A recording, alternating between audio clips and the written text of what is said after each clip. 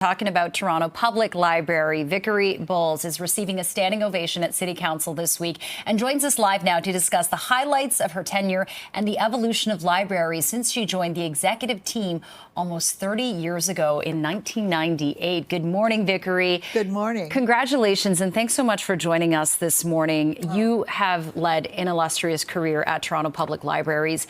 2015, that's when you started as Toronto City Librarian. That's right. I'm sure you've seen so many changes and you've been at the helm of some major projects, but what is the one thing that you're most proud of in terms of what you kind of led to create? Well, there's so many things that I've been proud of.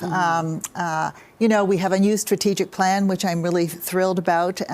We have, as part of that, we are, with the support of City Council and the Mayor and the Library Board, we'll be opening 100 branches 7 days a week as of July 2026. I feel that's a huge achievement. Very few libraries in North America have those kinds of open hours. We always say the best thing a library can be is open. And so we're really, really thrilled about that. I'm particularly happy about the support that we've provided for intellectual freedom and equity. That's been a huge passion for me. It's a core value. Those intellectual freedom and equity are core values of public library service. It's about free people reading freely, being able to choose what you want to read, and not having books banned or censored or programs banned or censored. And public libraries throughout North America are seeing a real increase in book banning and censorship activities, trying to cancel room bookings and programs. And so even when it's been difficult to stand up for intellectual freedom, we've stood up for, and I in particular have stood up and championed intellectual freedom and the important role of public libraries in supporting our democratic values and freedoms. Absolutely. I'm a huge believer in that as well. And how difficult has that been personally? Because, you know, in an environment of, you know, perhaps too much political correctness or in some cases wokeness, that could not have been easy. No, it's been really challenging. And, you know, I've had a lot of backlash, the library has, and me personally, when we've stood up and stood up for room bookings that the people wanted canceled, or book programs about particular books or authors they've wanted canceled. We've had protests at drag queen story times. Yep. And what's really troubling about this, these censorship activities, is it's really targeting the 2S LGBTQ community and racialized communities. And public libraries are all about standing up for intellectual freedom, but also equity. We amplify the voices of equity-deserving groups and provide them with the opportunity for everyone to be successful in today's world. And we do that with the work that we do, with the collections we provide, with the programs we offer, and the public space that people gravitate to, because we are free, open public space that we welcome everyone without judgment. So it has been challenging from time to time.